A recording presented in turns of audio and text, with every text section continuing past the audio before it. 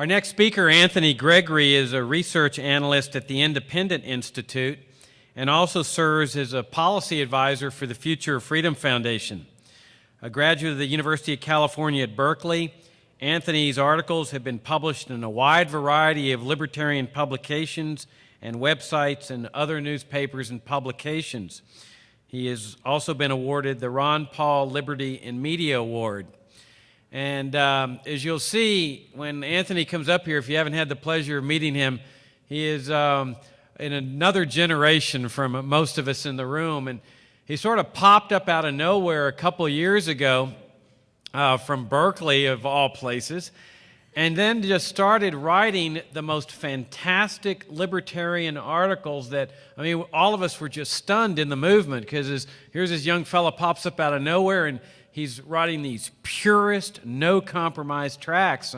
I've told him he's become one of my heroes in very quick order. And it's nice to know that we've played a role in his intellectual development, because there's an eating establishment at Berkeley that reportedly sells the finest hot dogs in the area. And on the walls are a bunch of libertarian tracts. I mean, this guy is a hardcore libertarian. He's actually a supporter of the Future of Freedom Foundation. And on the walls were a couple of our essays, and Anthony saw a couple of those things and was moved by them, and has been writing articles for us and agreed to become formally associated with the Future of Freedom Foundation. The title of Anthony's talk is War, Foreign Policy, and Empire, the Changing Political Dynamic. Anthony Gregory.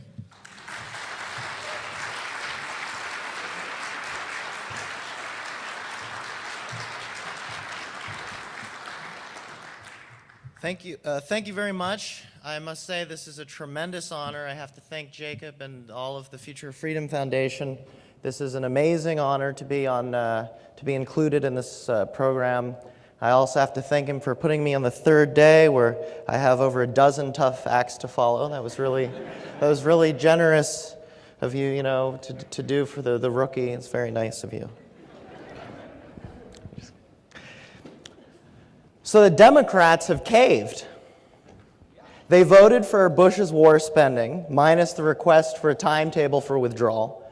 Nancy Pelosi claims the debate will continue, as if there's been one. The Senate approved this spending by an overwhelming margin, and all it took was some political compromising, some log rolling, and now we have full bipartisan support to continue this madness in Iraq without any end in sight. And this all comes with the news that Bush wants to double American combat forces in Iraq by year's end. What's going on, According to the New York Times poll in May, 72% of Americans disapprove of Bush's policy in Iraq. This includes 40% of Republicans. 61% of Americans say the U.S. should have never started the war. Despite the compromisers in Washington, 63% of Americans think the U.S. should get out by sometime next year. Have the tides changed? Is this conference a waste of time, given that most Americans agree with us on the war? Not exactly. Unfortunately, the need to educate people on the follies of empire is as pressing as ever. Before I focus on the negative, I should say there is some reason to celebrate. The fact that most Americans are sick of this war is wonderful. After all, as terrible as it has been, the war and occupation, there's a sense in which Americans have responded to the horrors of this war better than in the past. Yes, the U.S. has been in Iraq longer than in World War II. Yes, we've lost 3,500 American lives in this war, more than were taken on 9/11. And yes, tens of thousands more Americans are traumatized and wounded. But Americans are upset, as they should be. The biggest proponents of all-out global jihad against radical Islam are quite disappointed by this public opinion. Shortly after the Afghanistan invasion, neoconservative Max Boot complained that Americans just weren't willing to take the casualties we were in the past. Today, the more bloodthirsty hawks lament how quickly Americans have shied away from this war over what they see as a mere few thousand casualties. For the last few years, I've heard complaints that America used to be willing to wage all-out war on civilians, whereas now the administration tries to minimize the official enemy death count. Some said the United States shouldn't have just smashed Fallujah. It should have ensured the city never saw life again and carried out the same policy throughout the Middle East, if not just Iraq. On the home front, the U.S. government should, according to these serious warmongers, take off the kid gloves, censor the media, abolish dissent, round up seditionists, impose loyalty oaths, and make life hell for all Muslims in this country. As far as money is concerned, so-called defense spending is a fraction of what it was during World War II, which consumed about 40% of the nation's income.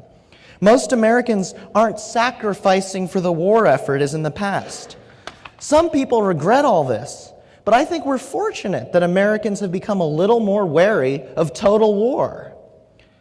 Why have Americans become so sick of Iraq in particular, despite what the neocons would say are relatively minor setbacks? I mean, we have this mission to cleanse the world of evil. What's up with Americans? Don't they get it? Part of it, ironically, is because this war has done so much to discredit the American empire. This is largely why everyone from Carter's National Security Advisor, Zbigniew Brzezinski, and Reagan's NSA director, William Odom, to that great advocate of American imperialism, historian Neil Ferguson, considers this Iraq war such a disaster. It has weakened our international standing, our diplomatic relations, and our military establishment. It has unnecessarily strained the U.S. government's alliances with other Western powers and the United Nations. It has hurt the American empire. Well, insofar as the American people suffer from this, from a weakened national security, from international resentment, this is regrettable. And in terms of the human cost, the hundreds of thousands of Iraqis who have likely died because of this war should never be swept under the rug. This Iraq war has its particularly egregious aspects to it, and it wasn't unbelievably stupid from a strategic point of view. Yet I will say that if there's any silver lining to the Iraq war, it's exactly that it might make it harder for the U.S. empire to wage war in the future.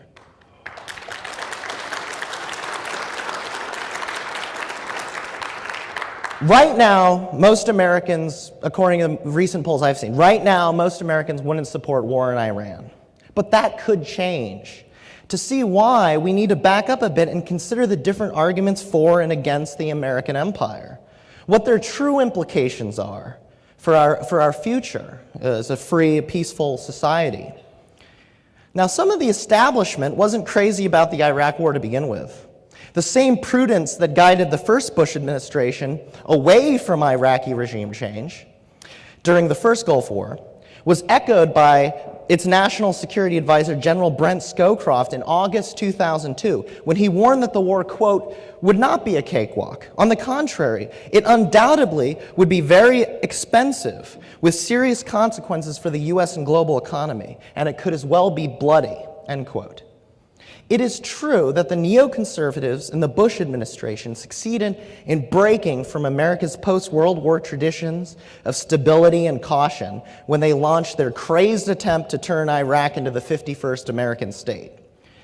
What they tried to do was of a revolutionary nature. They tried to forcibly democratize and liberalize a country where if the majority truly got its way, Jeffersonian liberalism would certainly not flourish. They thought elections could create freedom. They've also claimed this about Afghanistan, which is even more absurd. So all this unilateral preemptive strikes, full-blown military occupation, regime change, did mark a somewhat different course for the American imperium. In 2004, John Kerry repeated the old-school line in criticizing Bush.